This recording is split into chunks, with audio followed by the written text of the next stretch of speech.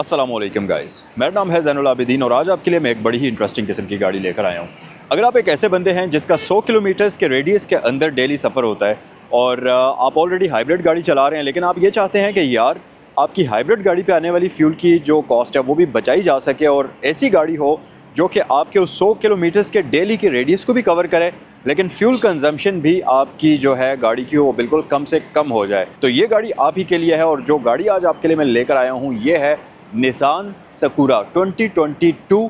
अब इसमें different packages आते हैं। इसमें एस पैकेज आता है जो सबसे लो ट्रिम होता है, फिर इसमें एक्स पैकेज आता है जो कि नॉर्मल बेसिक ट्रिम समझा जाता है या सेंटर वाली ट्रिम समझा जाता है, और फिर होता है इसका जी पैकेज जो कि टॉप ऑफ द लाइन होता है, मोस्ट लग्जूरियस पैकेज जिसको हम कहते हैं वो होता है जी पैकेज। और आज की वीडियो में मैं आपको निसान सकूरा का जी पैकेज ही दिखाऊंगा। अगर मॉडल की बात करें तो ये 2022 का मॉडल है, 25 की इंपोर्ट है। इसके साथ ऑक्शन शीट वगैरह सब कुछ मौजूद है जो कि आप वेरीफाई भी करवा सकते हैं, और ये गाड़ी 3.5 ग्रेड की व्हीकल है। फिर अगर माइलेज की बात करें तो ये बहुत ही कम यूज़ हुई व्हीकल है, जस्ट 7000 किलोमीटर्स चली हुई है। तो जब आप गाड़ी के अंदर बैठेंगे तो आपको पता लगेगा कि यार इसकी तो फील बिल्कुल ब्रांड न्यू गाड़ी की तरह की ही है। फीचर्स के बारे में अभी हम आगे चलकर बात करते ही हैं। अब क्योंकि ये इलेक्ट्रिक गाड़ी है तो अगर इसकी इलेक्ट्रिक रेंज की बात की जाए तो ये एक फुल चार्ज के अंदर तकरीबन 180 किलोमीटर्स की रेंज आपको देने की सलाहियत रखती है। ये कंपनी के क्लेम के मुताबिक है, लेकिन इलेक्ट्रिक गाड़ियों की जो रेंज है वो आप कैसे चला रहे हैं, कहाँ चला रहे हैं, किस मौसम में चला रहे हैं, उस हिसाब से फ्लक्चुएट करती है। कभी भी इलेक्ट्रिक गाड़ी की रेंज आपको एक ही स्टैटिक रेंज नहीं मिलती, लेकिन 180 की रेंज का मतलब है कि 150-140 किलोमीटर्स की सेफ रेंज आपको ये गाड़ी देती है। तो अगर आपका डेली का सफ़र 100 किलोमीटर्स के रेडियस के अंदर अंदर है तो ये गाड़ी आपके लिए एक परफेक्ट किस्म की व्हीकल है। और फिर दूसरी बात ये कि अगर आपके घर में ऑलरेडी सोलर लगा हुआ है तो ये गाड़ी आपका फ्यूल का खर्चा बिल्कुल ज़ीरो कर देगी। आज आप फीचर्स की बात करते हैं। सबसे पहले तो इस गाड़ी की आप देख लीजिए। इसके साथ निसान की ऑल न्यू की आपको मिलती है, जिसकी एक तरफ बिल्कुल सिंपल है जबकि दूसरी तरफ आपको लॉक अनलॉक का ऑप्शन मिलता है, और इस बटन को अगर आप प्रेस करेंगे तो ये आप देखेंगे ये डमी बटन है। की को निकालने के लिए यहाँ से आप इस तरह से इसको रिमूव भी कर सकते हैं और मैन्युअली भी इसकी की को यूज़ कर सकते हैं। अच्छा, अब अगर मैं इस गाड़ी की प्राइस की बात करूं तो इसकी आस्किंग प्राइस 5.4 मिलियन रुपीज़ है। अब आप सोचेंगे कि यार 54 लाख रुपया एक छोटी सी गाड़ी पर खर्च करने का फ़ायदा क्या है, फ्यूल तो बचेगा ही, लेकिन इतना एक्सपेंसिव इस गाड़ी को लेने का क्या फ़ायदा है। तो देखें, पहली चीज़ तो ये है कि जब भी आप कोई भी गाड़ी परचेज़ करते हैं उसकी एक अमाउंट होती है, होलसम जो आप पैसे पे करते हैं वो पैसे आपके पास रहते हैं। तो जब आप गाड़ी को सेल करने लगते हैं तो उसके गाड़ी की वैल्यू के अकॉर्डिंगली आपको प्राइस वापस भी मिलती है। तो ऐसा कभी भी नहीं हो सकता कि नॉर्मल गाड़ी इंजन वाली, कंबस्टन इंजन वाली 660 सीसी की जो है वो इस वक्त अगर 4 मिलियन के आसपास है और ये गाड़ी अगर आप 5.4 मिलियन की ख़रीदते हैं तो सेल होते हुए 4 मिलियन की सेल होगी।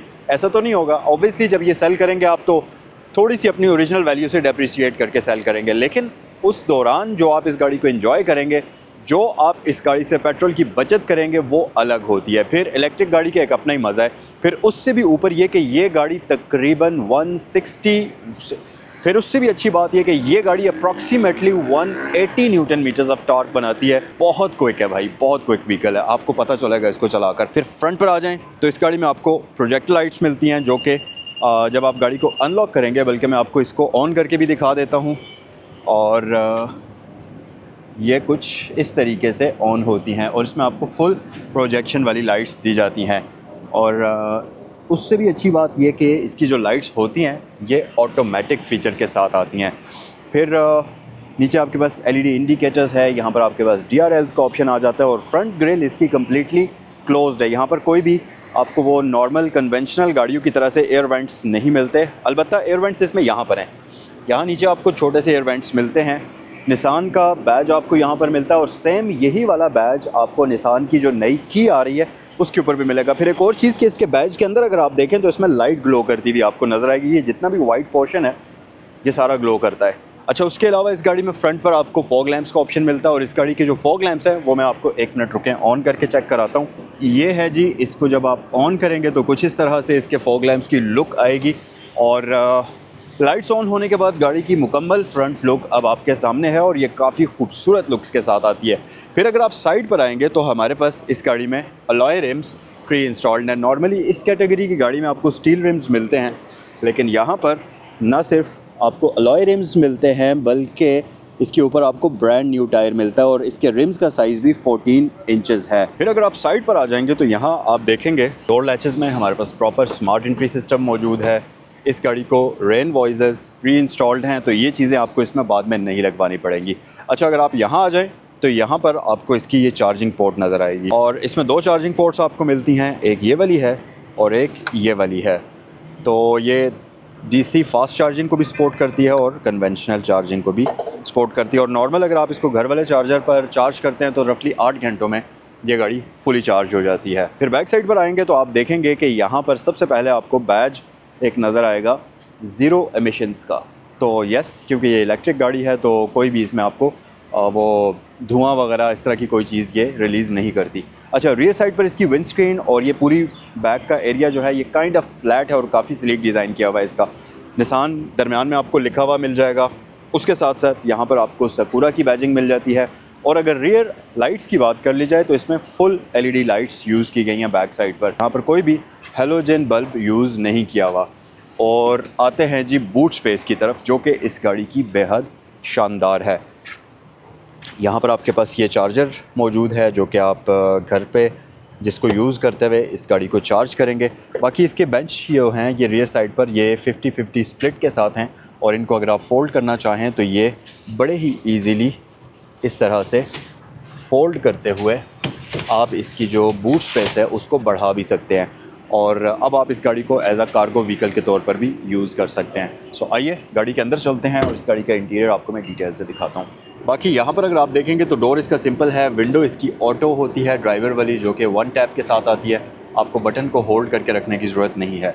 फिर यहाँ पर आप आ जाएँ तो इसमें आपको ट्रिप मीटर, ब्राइटनेस, वो सारी ऑप्शंस मिलती हैं। नीचे आपको ऑटो होल्ड का फ़ीचर मिलता है।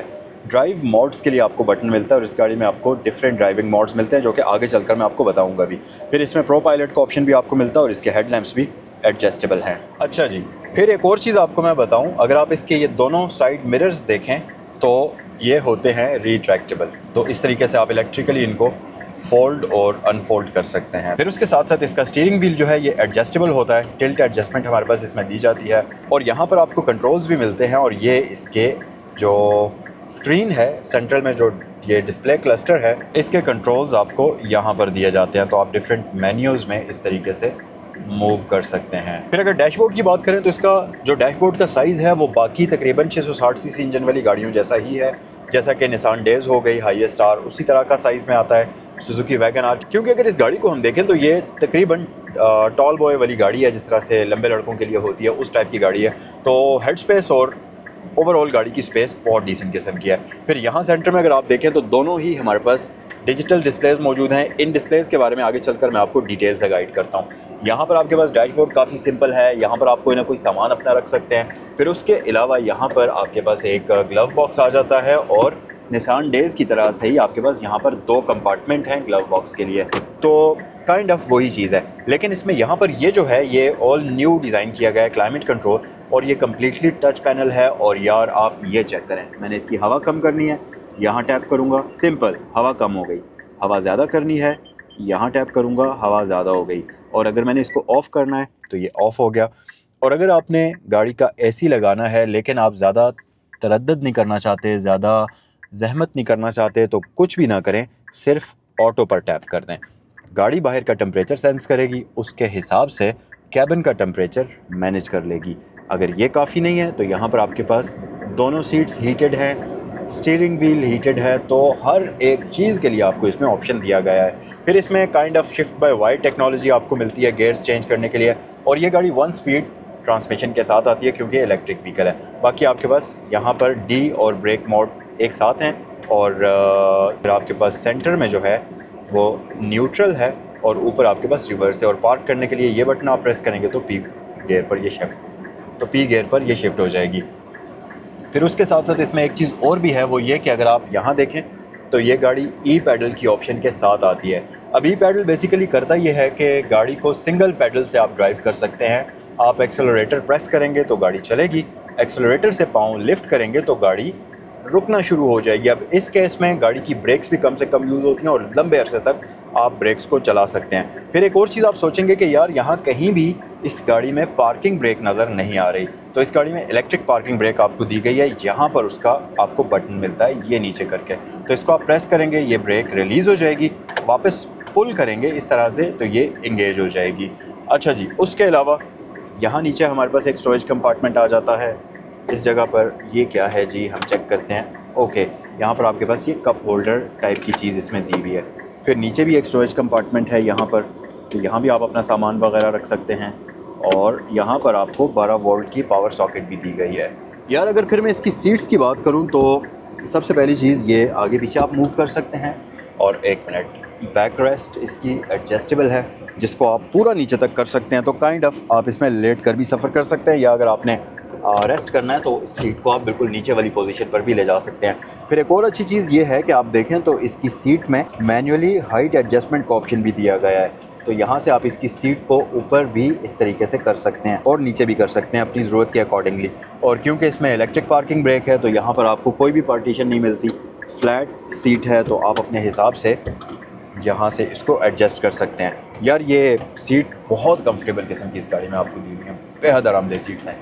खैर आइए पीछे चलते हैं और रियर इंटीरियर इस गाड़ी का देखते हैं। फिर एडजस्टमेंट इसकी अगली सीट्स में ही नहीं है, बैक वाली सीट्स में ये बेंच आप इस तरीके से आगे पीछे भी मूव कर सकते हैं।